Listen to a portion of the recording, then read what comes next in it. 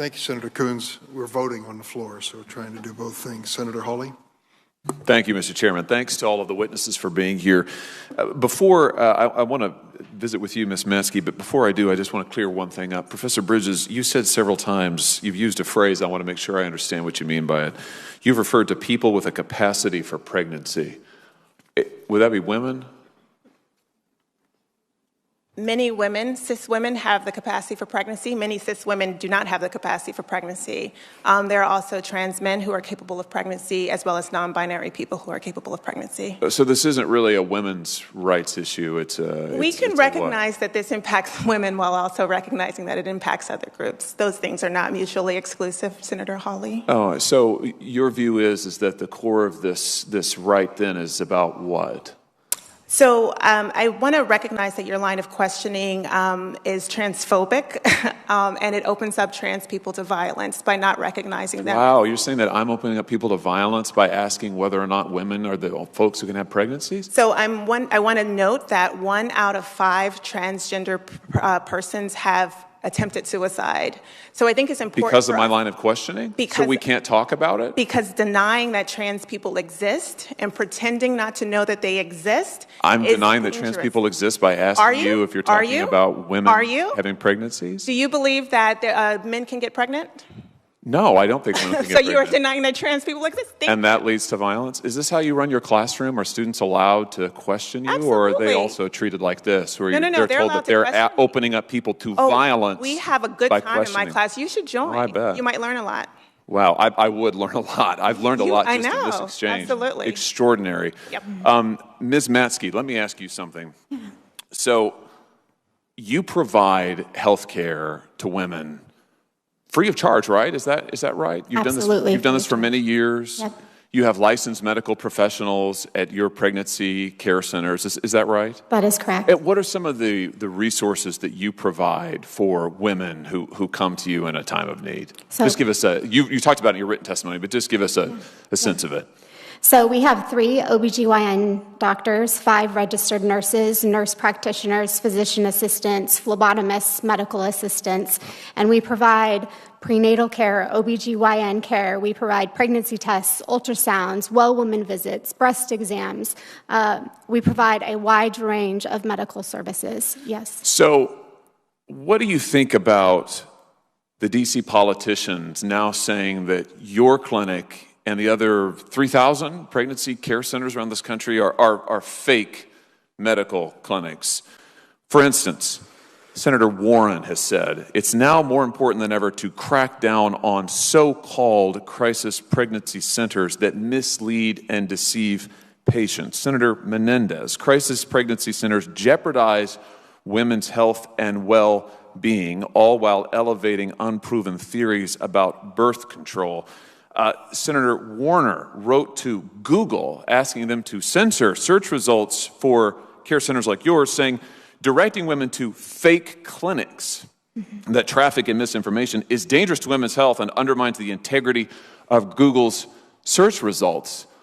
Do you run a fake clinic? I mean, is that what's happening here? You don't provide actual medical care to actual women?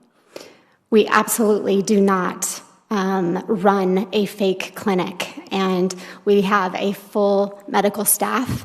Like I said, many of our medical professionals have experienced abortion for themselves, including our OBGYN doctor who used to perform abortions. So our entire medical staff is there for women, whether they choose abortion and walk out the door or whether they choose life for their baby, and we support them for years after that. Do you think there ought to be an ideological test to be able to get medical care in this country? I mean, should we say to women, well, you have to agree with the D.C. Democrats' ideology, otherwise you can't go get medical care? Or maybe for you and the physicians who work at your pregnancy care center or the thousands of others across the country, should we impose an ideological test on them and say that, well, you have to agree with the D.C. Democrats' position on abortion or you can't provide medical care to women?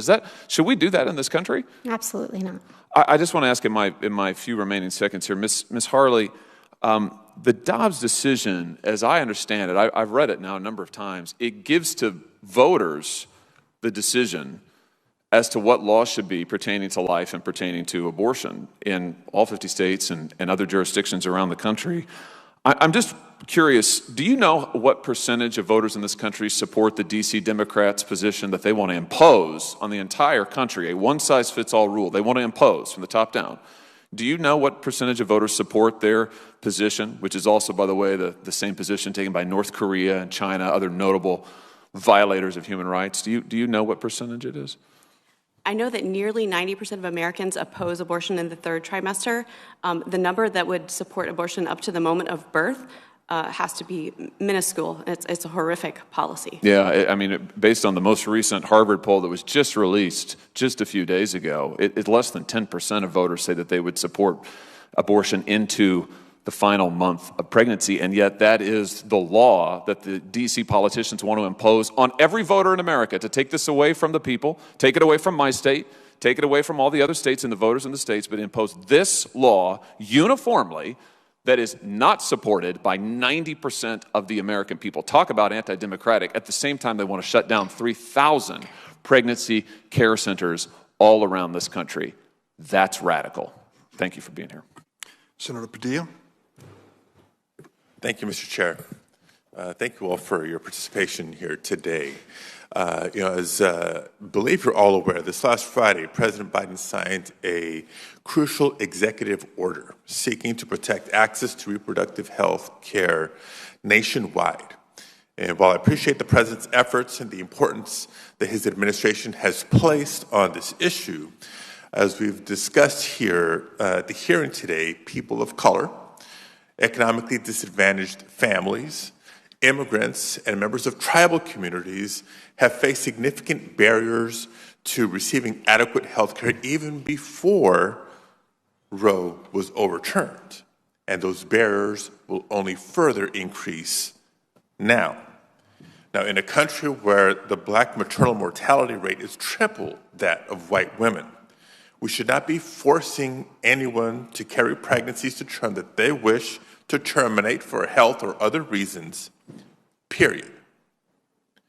If we are serious about protecting lives in America, we should be ensuring that mothers across the country have every medical resource available. Anything less is simply unacceptable. My first question is for Professor Bridges, since you're from my home state of California. In your written testimony, you mentioned how the harshest effects of Dobbs will fall on Black people, Black women, Black families. Can you describe how this decision will impact the maternal mortality rate for Black women? Absolutely. So as you've already noted, Black people with the capacity for pregnancy have a maternal mortality rate that is 3 to 4 times the rate of their white counterparts. I also think it's important to mention maternal morbidity. Severe maternal morbidity, our rates are twice that of our white counterparts, meaning that we have to undergo a life-saving intervention like mechanical ventilation, like a hysterectomy, in order to keep our lives during pregnancy, childbirth, or the postpartum period. So removing abortion access, removing the ability to safely terminate a pregnancy compels birth, which is simply more dangerous for Black people. I want to just mention that this is not inevitable. Black people don't have a gene that causes us just to die. These are social causes of these disparities of maternal mortality and morbidity, meaning that we as a society have not invested the resources that can make pregnancy, childbirth, and the postpartum period safe for Black people. Thank you. And